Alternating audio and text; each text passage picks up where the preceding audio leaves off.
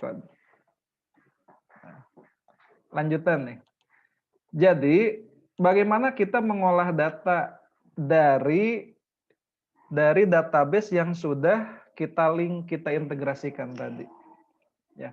Ada beberapa alat. Di sini ada HDSQL, salah satu alat. Tapi HDSQL ini hanya untuk membaca database sama membuat query, menjalankan query. Berbeda dengan Microsoft Access, ya, di mana kalau tabelnya sudah masuk, kita bisa bikin dari query sampai reportnya, sampai formnya, gitu. Dari query sampai reportnya. Nah, ini kelebihan di Microsoft Access seperti ini. Tabel pegawai, create form, namanya split form. Ini ajaib. Di yang lain mungkin nggak bisa. Dengan satu klik di Microsoft Access kita bisa bikin form seperti ini. Klik di bawah, di atas muncul. Klik di atas, di bawah juga muncul. Udah jadi ini. Ya, itu di Microsoft Access. Lalu di Access itu create namanya query. Query itu untuk ngolah datanya. Tabel pegawai, saya pilih nomor pegawai, nama, tempat lahir, tanggal lahir, agama. ID toko. ID tokonya segini. Kita lihat datanya, ini udah muncul. Ya, datanya sudah muncul. Saat kita ingin datanya ini hanya untuk tokonya 101, kita tinggal masukin 101. Maka yang muncul adalah pegawai yang ada di cabang 101. Kalau ingin tahu SQL view-nya tinggal buka. Tinggal saya Ctrl C, masukin ke SQL. Ini adik-adik nih, kalau susah dengan mengetik, ya, susah dengan mengetik query untuk membuat view di MySQL, itu sebetulnya bisa dibikin dengan Microsoft Access dulu, gitu. Tinggal SQL view, hasilnya di copy paste ke sini. Ya.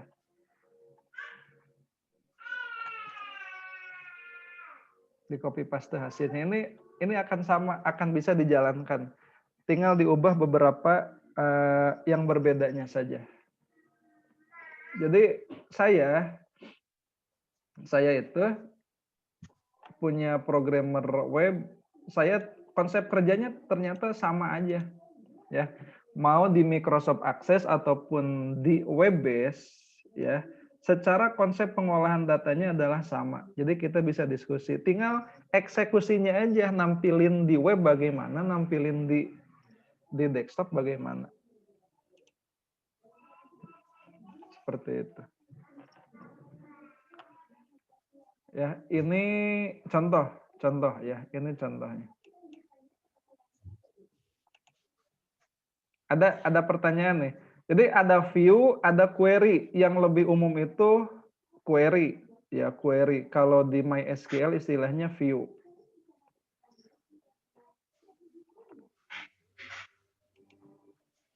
Oke, ada pertanyaan.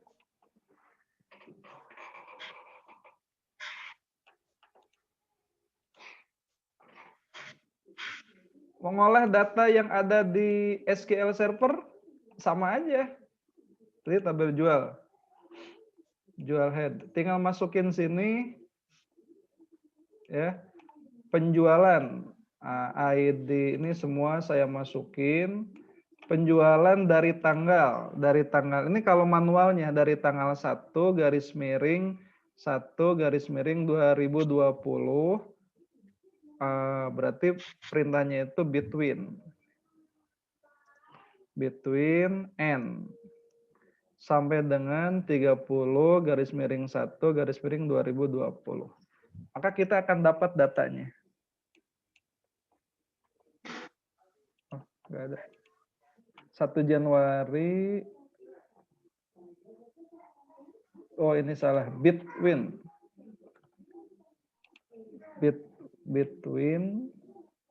and.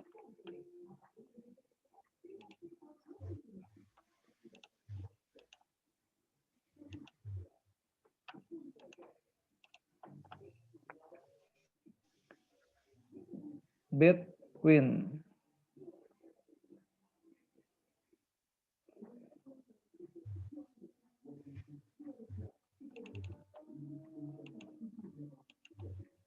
Oh, 2010. 2020, sorry. Bukan query-nya yang nggak jalan. Tapi datanya memang nggak ada.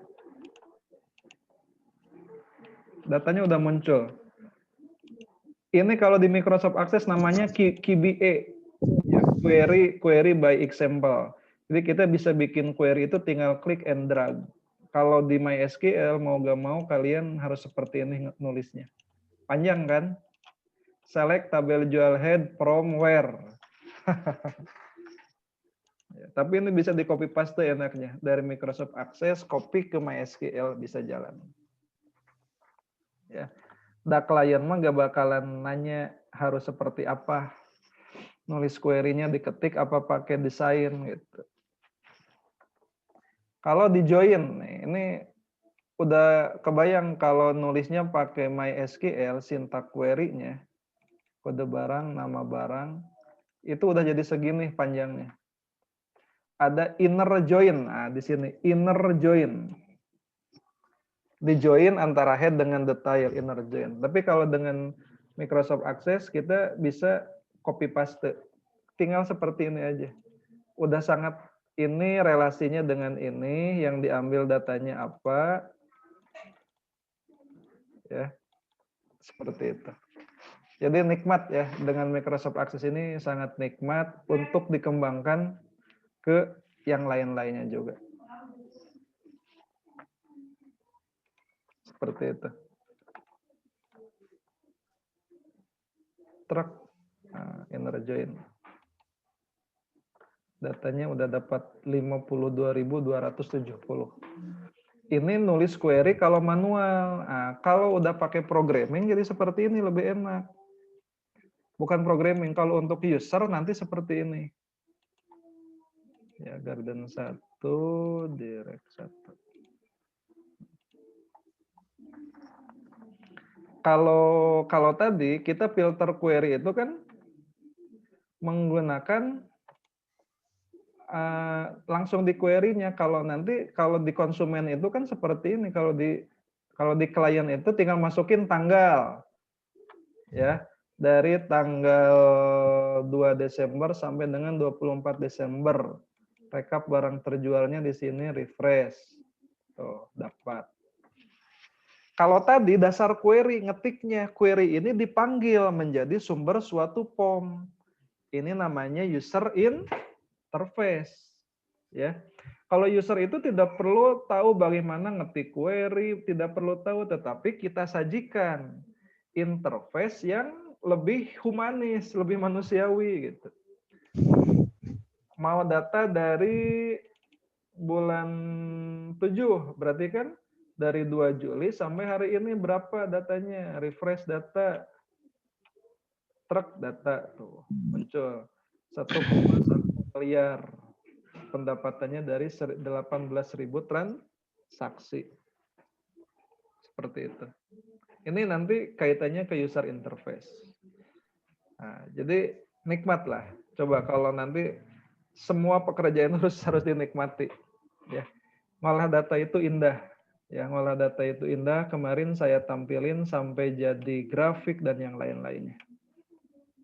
Ya, kemarin saya tampilin sampai jadi grafik dan yang lain-lainnya. Itu kuncinya adalah query-nya. Nah, betul nih. Kuat terakhirnya. Jadi kalau kita mau belajar ngolah data, database itu pondasi. POM itu chat. Ya, sebetulnya mesinnya ada di mana? Mesinnya itu ada di dalam query. Ya, mesinnya itu ada di query. Lihat, ini query yang saya bikin.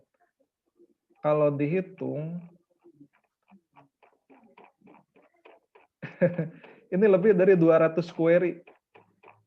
Bayangin.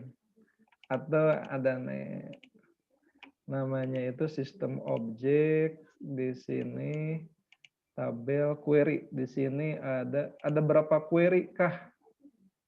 MS object. Ini MS query. query-nya MS object. Nah, kalau melihat objek itu ada di sini. Tipenya itu object name.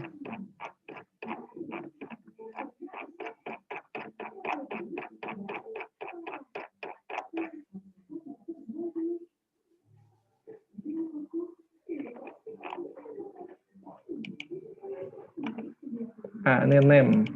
Name-nya itu KL berarti query. Parent ID, owner, object type-nya 5. Object type-nya 5. Ada berapa query kah yang sudah saya bikin? Ada 1122 query. Oh, bukan. Name 5 itu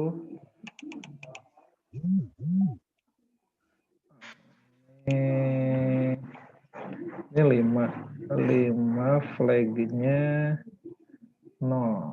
5 flag-nya 0. Nah, ini yang betulnya nih. Query cek ada 549 query. Ya. Ada 549 query yang saya buat di aplikasi ini. Query itu adalah fungsi-fungsi pengolahan datanya. Ya. Fungsi-fungsi, gak kerasa saya juga, gak pernah ngitung. Pokoknya bikin rekap transaksi ini butuh bikin query-nya. Sampai sebanyak ini ternyata. Ya. Sampai sebanyak 549 query yang sudah terbentuk. Nah, query yang tadi dibikin nih, query 11 namanya. Ini query 11. Itu yang saya contohin ya, query 11 itu yang saya contohin tadi.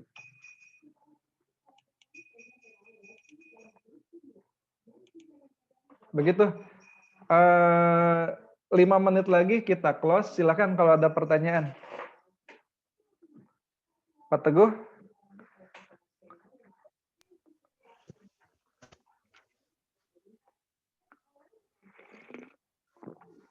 Teman-teman yang lain. Website itu awalnya gimana, Pak? Bapak menjual sebuah website ke klien itu gimana? Apa klien yang mendatangi Bapak atau Bapak yang mempromosikan ke klien tersebut?